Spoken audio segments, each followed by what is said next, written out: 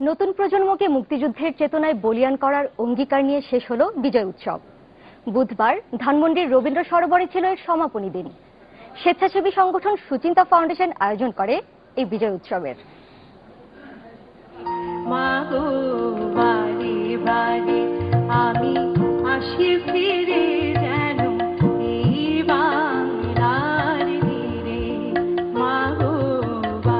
বিজয় মানে পতাকা ওড়ানোর স্বাধীনতা, বিজয় মানে একটি শিশুর ইচ্ছে সাজ, বিজয় হলো গলা ছেড়ে গাওয়া দেশের গান।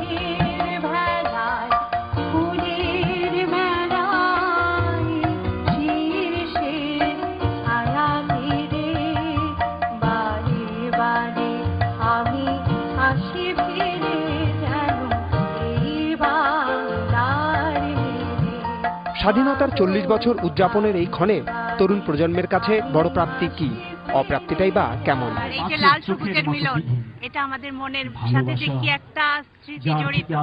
আমরা স্বাধীনতা পেয়েছি, কিন্তু রক্ষা করতে গিয়ে আমাদের অনেক কাঠখড় পোড়াতে হচ্ছে। তারপর আমরা বিশ্বাসী যে আমরা স্বাধীনতা রক্ষা করতে পারবো। আমাদের 40 বছর হয়ে গেছে, আমাদের যে উন্নয়নটা হওয়ার কথা ছিল সেটা হয় নাই।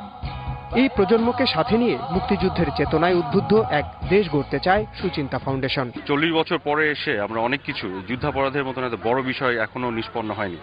এইখানে আমরা একটা জোরালো দাবি জানাতে চাই এবং এই প্রজন্মকে উদ্বুদ্ধ করতে চাই তারা যাতে এই দাবির পক্ষে থাকে।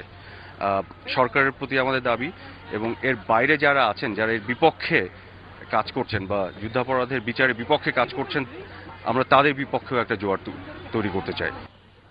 তাদেরকে উৎসাহ দিতে মুক্তিযুদ্ধে প্রত্যক্ষ অভিজ্ঞতার গল্প শোনালেন KM শফিউল্লাহ বীরুত্তম।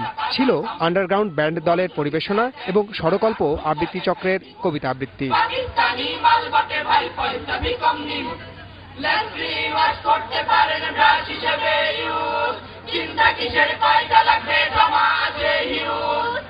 এই আবৃত্তির মধ্য দিয়ে মুক্তিযুদ্ধ চেতনার বিরোধীদের সাম্প্রতিক অবস্থানও উঠে এলো এই প্রজন্মের কাছে।